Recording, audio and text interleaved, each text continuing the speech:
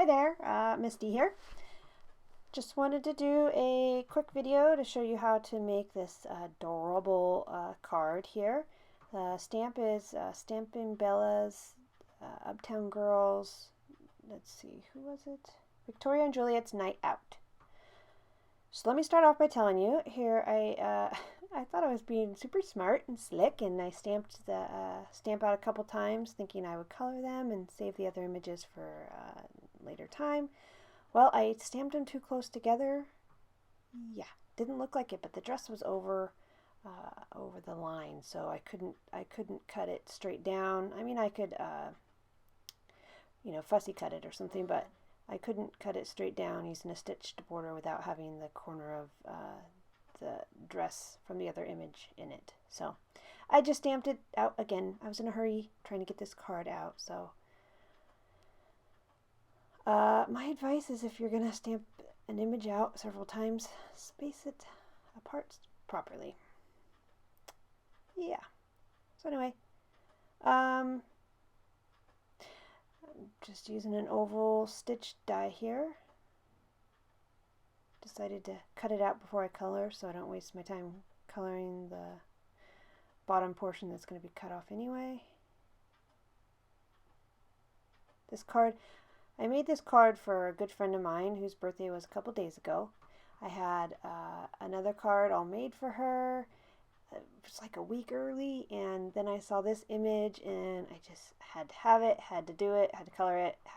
I just swapped it all out. So now I'm a couple days late, but I like this card much better. These girls are just too cute. Alright, so for the skin I used E000, E11, and E21. Cheeks I did R20 and R30. And I did try a little E13 in there. I keep comparing it back to my original coloring because I really like the way that coloring turned out, but unfortunately they were too close together. I'm sure, I mean, I could have figured something out, but like I said, I was trying to hurry up and I wanted to get this out in the mail right away. So anyway, the E13 was a little too dark.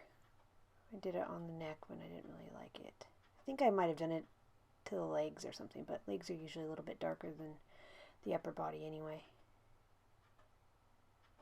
So, I've taken a couple Copic classes, and I know they say to start with your lightest, then go to your mid-tone, blend it out, and then go to your darkest, blend it out, but I don't really do that. I do my lightest color first, then I go to my darkest, and then I blend out with my mid, and then back to my light. But always trying to get the shading right. That's what I struggle with the most.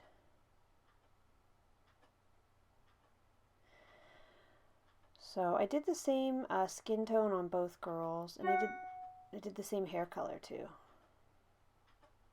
You know, it's same markers, but for me at least, it every time I do it, it turns out a little bit different. So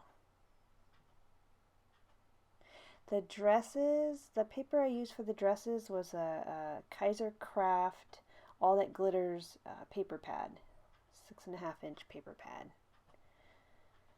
Had some really pretty feminine colors. There was a black and white lacy page that I wanted to use, but I couldn't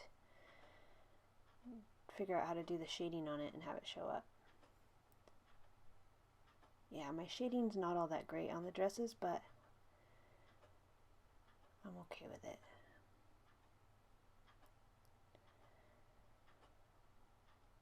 So swapping back and forth in my colors, trying to get it just right. I love coloring. I cannot believe how relaxing it is to color. I bought a couple of those adult coloring books, and I love them when I have time to do them. Alright, so on to the hair color.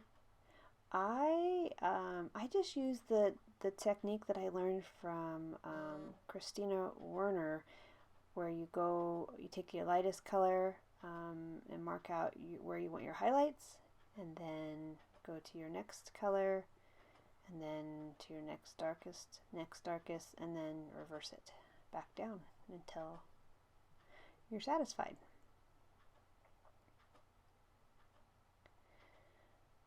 I noticed in the video the hair doesn't really look all that great while I'm coloring it, but I'm surprisingly happy with the end result. I like the way it turned out. Oh, I almost forgot to mention the colors I'm using here are E50, E55, E57, and E59. This is my favorite go-to brunette hair color. I love it. Okay, so if you can hear my tummy growling, I apologize. I have my microphone on my desk and it's kind of right across from my stomach. And I have, my desk is like one of those drafting tables, so it's kind of higher up. And I have no large intestine, so my stomach just makes noises like that all the time. Doesn't mean I'm hungry, doesn't mean anything's wrong with my tummy, it's just my normal. So I'm sorry if you can hear it, but there's nothing I can really do about it. Alright, so I got my wine colors picked out. Gotta make sure the cocktails look right. There's my handy little hex chart. I love that thing. It's Sandy Allnock's one that you can purchase off of her website, and I refer to that every single time I color. I use that thing. So if you are a Copic color, I highly suggest you get one of those hex charts.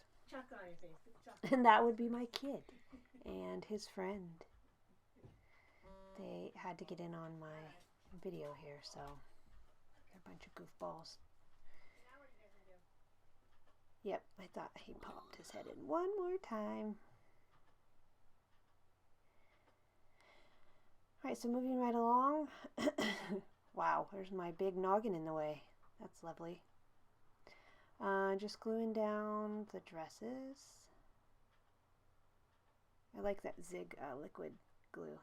Okay, Wink Estella. I now know why they say to store it with the brush side up, because I went to use it and a lot of glitter came out. I think my son put it in wrong with the brush down, and anyway, now I know why.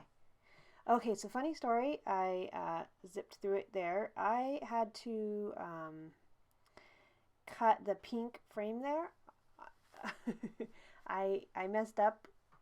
I tried cutting it on my silhouette and I messed up, and I didn't have any more of that pink paper left, so I just cut it out of the bottom there. I figured nobody's gonna know, you're not gonna see it, you're not gonna be able to tell, so it's like my little secret inside the card. Well, now whoever's watching this knows, but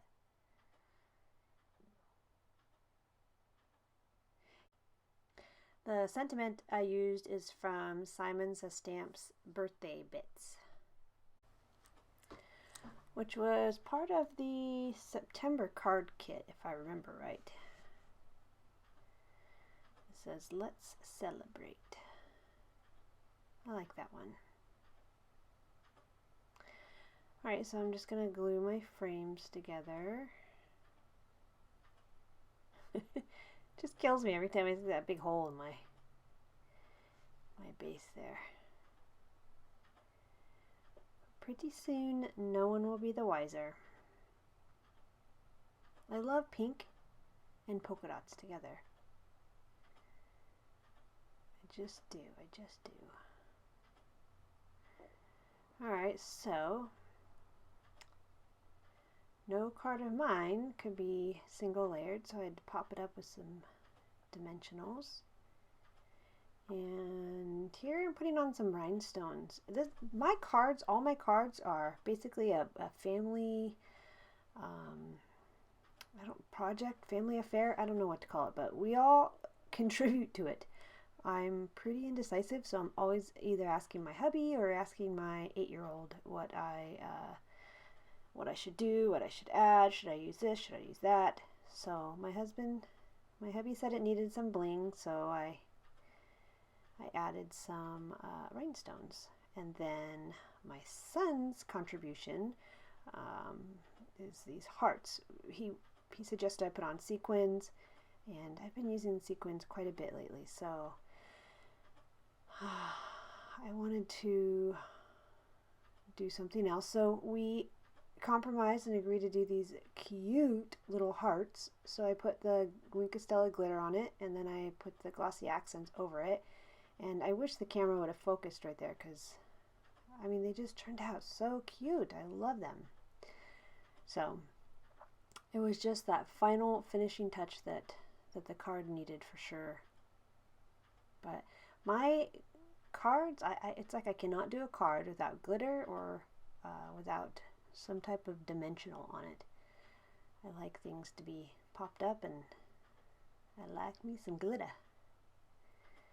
Except for my sympathy cards, I don't think I've ever put glitter on them, but I could. Maybe someday. Alright, so I'm just going to attach it to my card base here. And this is just the Nina Solar White 110 pound cardstock. Excuse me. That's what I use for all my card bases. And usually all my